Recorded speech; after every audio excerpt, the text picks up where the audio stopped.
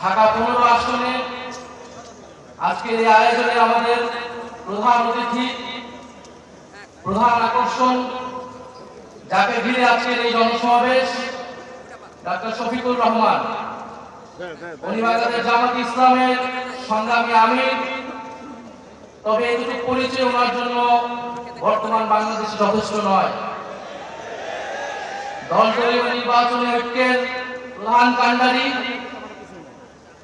ফ্যাসিবাদ বিরোধী লড়াইয়ের অন্যতম বীর সেনাপতি, যিনি বাংলার মাটিতে দাঁড়িয়ে নির্যাতিত হয়েছেন, ফ্যাসিবাদের বিরুদ্ধে লড়াই করে গিয়েছেন, কারাবরণ করেছেন, মজলুম জননেতা হিসেবে আত্মপ্রকাশ করেছেন।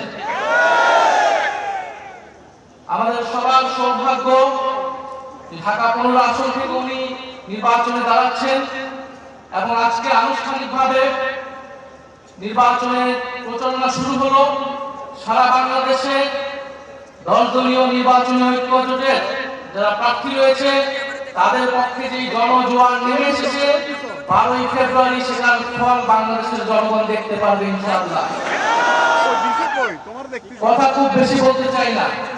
প্রথম কথা, 12ই ফেব্রুয়ারি নির্বাচন সুষ্ঠু হতে হবে।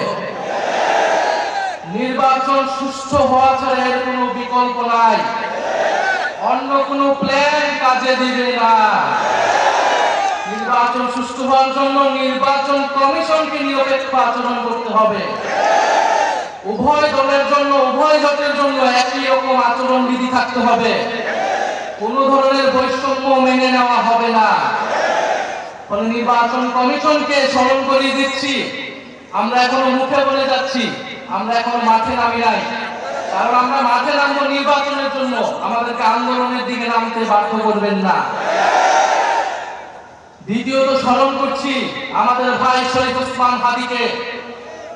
শরীফ ওসমান হাদি আধিপত্যবাদের বিরুদ্ধে, গণতন্ত্রের পক্ষে, ভোটাধিকারের পক্ষে লড়াই শুরু করেছিলেন ঢাকা আসনে। আজকে পুরো সমগ্র বাংলাদেশে এই লড়াই ছড়িয়ে গেছে। ইনসাফের লড়াই, আজাদীর লড়াই, সার্বভৌমত্বের লড়াই। আমরা মনে করি আমাদের জাতীয় লড়াই শেষ হয়ে যায় নাই। বাংলাদেশের বিরুদ্ধে চক্রান্ত চলমান। আধিপত্যবাদী শক্তি, ফ্যাসিস্ট শক্তি এখনো দিল্লিতে বসে কথা বলতে পারছে, নানান ষড়যন্ত্র করতে পারছে। ফলে আমাদের এই জাতীয় লড়াই আধিপত্যবাদের বিরুদ্ধে, ফ্যাসিবাদের বিরুদ্ধে এবং দেশের ভিতরে আমাদের দুর্নীতি এবং চাঁদাবাজ এবং বৈষম্যের বিরুদ্ধে লড়াই, এই উভয় লড়াই আমাদেরকে একসাথে চালিয়ে যেতে হবে। প্রিয় সংগ্রামী বন্ধুগণ, আমরা গণ অভ্যুত্থানের পরে যে আশা আকাঙ্ক্ষা নিয়ে রাজনীতি শুরু করেছিলাম, নতুন বাংলাদেশ গড়ে তোলার কাজ শুরু করেছিলাম, আমরা অনেকাংশে সেটা ব্যর্থ হয়েছি। আমাদের অনেক অসমাপ্ত কাজ রয়ে গিয়েছে। ইনশাআল্লাহ এবারের নির্বাচনে দলদলীয় নির্বাচনী ঐক্য বিপুল ভোটে জয়লাভ করে আমরা সেই অসমাপ্ত কাজ সম্পন্ন করব সবাই ঐক্যবদ্ধভাবে। কারণ আমরা ঐক্যবদ্ধ বাংলাদেশ।